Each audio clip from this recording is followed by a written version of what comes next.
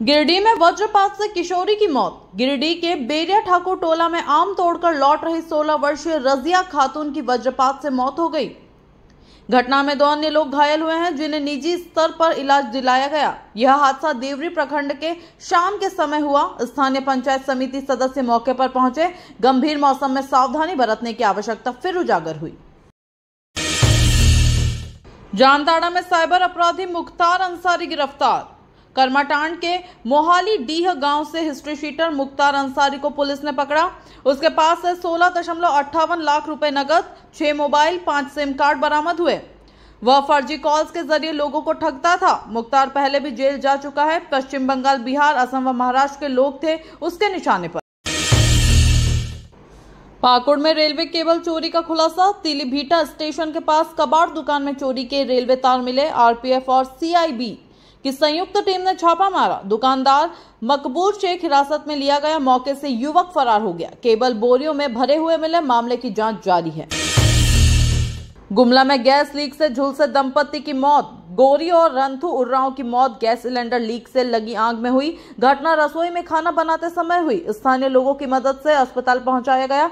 गंभीर हालत में रिम्स रेफर किया गया, लेकिन दोनों की जान नहीं बची। ग्रामीणों ने शव रखकर मुआवजे की मांग करते हुए सड़क जाम कर दिया। निरसा में आदिवासी बच्चे के साथ मारपीट पर थाने का घेराव। राजद नेता तारापदो धीवर पर बच्चे के साथ गाली गलौज व मारपीट का आरोप है। बच्चे के गाल पर चोट आई, जिससे समाज में आक्रोश फैल गया। आदिवासी समाज के सैकड़ों लोगों ने थाने को घेरा। गिरफ्तारी की मांग करते हुए प्रदर्शन किया गया। जुगसलाई में अवैध हथियार फैक्ट्री पकड़ी गई। दरभंगा निवासी मोहम्मद खालिक को पुलिस ने गिरफ्तार किया। उसके पास देशी पिस्तौल और निर्माण उपकरण मिले। जुगसलाई के चूना शाह कॉलोनी में कार्रवाई हुई। वह सरायकेला अपने मामा के घर भागने की फिराक में था। विशेष टीम बनाकर छापेमारी की गई। मेहजाम में महिला ने आत्महत्या की। 56 वर्षीय ज्योत्सना दत्ता ने बेटे बहू की प्रताड़ना से परेशान होकर फांसी लगा ली। पति ने बेटे देव प्रसाद व बहू सोनाली के खिलाफ एफआईआर दर्ज कराई है। महिला मानसिक रूप से परेशान थी। पुलिस ने शव को पोस्टमार्टम के लिए भेजा है। कांड संख्या 36/25 के तहत मामला दर्ज। कोडरमा में हाईवा पलटने से NH 20 पर जाम। गिट्टी लदा हाईवा दिबोर घाटी में अनियंत्रित होकर पलटा। चालक को मामूली चोटें आई। लोगों ने उसे निकाला। गिट्टी सड़क पर बिखर गई, जिससे यातायात बाधित हुआ। कोडरमा पुलिस जेसीबी लेकर पहुंची। लंबी वाहनों की कतारें लग गई। पाकुड़ में मालगाड़ी के कोयला वैगन में आग।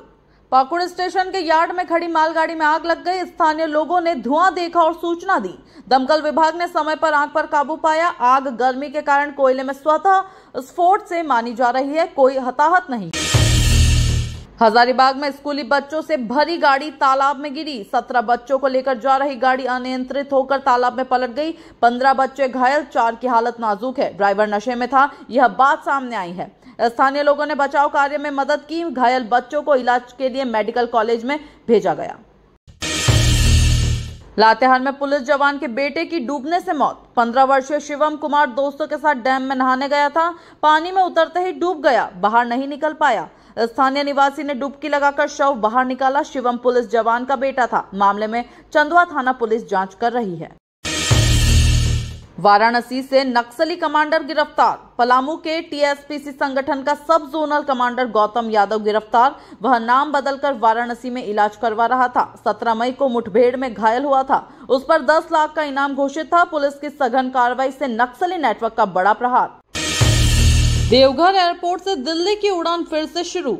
देवघर एयरपोर्ट से स्पाइस जेट की दिल्ली उड़ान सेवा फिर से शुरू हुई है। यह उड़ान पिछले कुछ समय से तकनीकी कारणों से बंद थी। नए शेड्यूल के अनुसार हर मंगलवार, गुरुवार और शनिवार को विमान चलेगा। स्थानीय यात्रियों में खुशी की लहर है। व्यापार और पर्यटन को इससे फायदा होगा। एयरपोर्ट प्रशासन ने सुविधा विस्तार की बात कही है। पहले दिन ही लगभग सभी सीटें बुक हो गई थी। देवघर को झारखंड का दूसरा प्रमुख हवाई केंद्र माना जा रहा है। बोकारो में बिजली कटौती से लोग परेशान। बोकारो शहर में लगातार हो रही बिजली कटौती से जनजीवन अस्त व्यस्त है। गर्मी के मौसम में 6 से 8 घंटे की अनियमित बिजली आपूर्ति से लोग बेहाल हैं। अस्पताल, स्कूल और व्यापार पर असर पड़ रहा है। लोग इन्वर्टर और जनरेटर पर निर्भर हो गए हैं।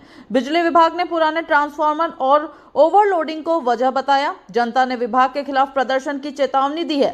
सांसदों ने मुख्यमंत्री से हस्तक्षेप की मांग की। जल्द समाधान नहीं होने पर आंदोलन की तैयारी की जा रही है। धनबाद में महिला से जेवरात लूट, जांच में लापरवाही का आरोप। धनबाद के बरटांड में एक महिला से दिन दहाड़े चेन और अंगूठी छीन ली गई। पीड़िता ने थाना जाकर रिपोर्ट दर्ज कराई पर कार्रवाई नहीं हुई। घटना के सीसीटीवी फुटेज के बावजूद आरोपियों की गिरफ्तारी नहीं हुई है। महिला संगठनों ने पुलिस पर लापरवाही का आरोप लगाया है। स्थानीय पार्षद ने सुरक्षा व्यवस्था पर सवाल उठाए हैं। थाने में हंगामा हुआ। पुलिस ने जांच तेज करने का आश्वासन दिया है। मामले को लेकर क्षेत्र में असुरक्षा का माहौल है। पुलिस कप्तान ने विशेष टीम गठित की है। जमशेदपुर में प्लास्टिक बैन लागू, भारी जुर्माना शुरू। जमशेदपुर नगर निगम ने सिंगल यूज प्लास्टिक पर पूरी तरह से बैन लगा दिया है। टीमों ने बाजारों में छापा मारकर 50 से अधिक दुकानदारों से 35,000 जुर्माना वसूला। नागरिकों को वैकल्पिक झोले के उपयोग की सलाह दी गई। जागरूकता रैली निकाली गई। कई दुकानदारों ने समर्थन जताया। पुनः पकड़े जाने पर लाइसेंस निरस्त करने की चेतावनी दी गई है। पर्यावरण संरक्षण के लिए सख्ती को जरूरी बताया गया। लोग इसे सकारात्मक कदम मान रहे हैं। रांची में बस सेवा बंद, यात्री बेहाल। रांची से चलने वाली लंबी दूरी की सरकारी बसें परिचालन ठप रही। कर्मचारियों के वेतन भुगतान और पुराने मांगों को लेकर बस डिपो में हड़ताल हुई। रांची से गढ़वा, लोहरदगा, पलामू जाने वाले यात्री स्टेशन पर फंसे रहे। प्राइवेट बसों में भीड़ बढ़ने से किराया दोगुना वसूला गया। यात्रियों को काफी परेशानी हुई। प्रशासन ने हड़ताल खत्म कराने के लिए वार्ता शुरू की है, लेकिन मांगों पर सहमति नहीं बनने से गतिरोध बना रहा।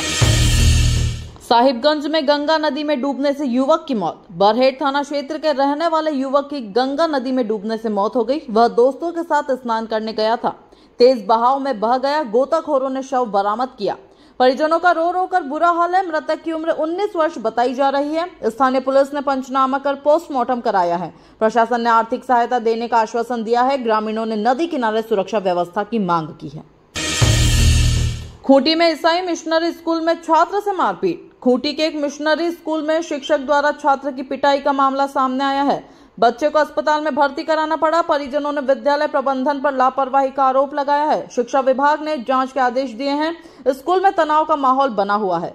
छात्र संगठन ने स्कूल के बाहर प्रदर्शन किया। स्थानीय प्रशासन ने शांति बनाए रखने की अपील की। शिक्षक को निलंबित कर दिया गया है। चाईबासा में तेंदुए का आतंक, 2 ग्रामीण घायल। चाईबासा के गुदड़ी थाना क्षेत्र में एक तेंदुआ गांव में घुस आया। 2 ग्रामीणों पर हमला कर उन्हें घायल कर दिया। वन विभाग की टीम मौके पर पहुंची। तेंदुए को पकड़ने के लिए पिंजरा लगाया गया। ग्रामीणों में दहशत का माहौल है। घायल ग्रामीणों को अस्पताल में भर्ती कराया गया। पहले भी इस क्षेत्र में जंगली जानवरों की आवाजाही रही है। वन विभाग ने गश्त बढ़ाने की बात कही है।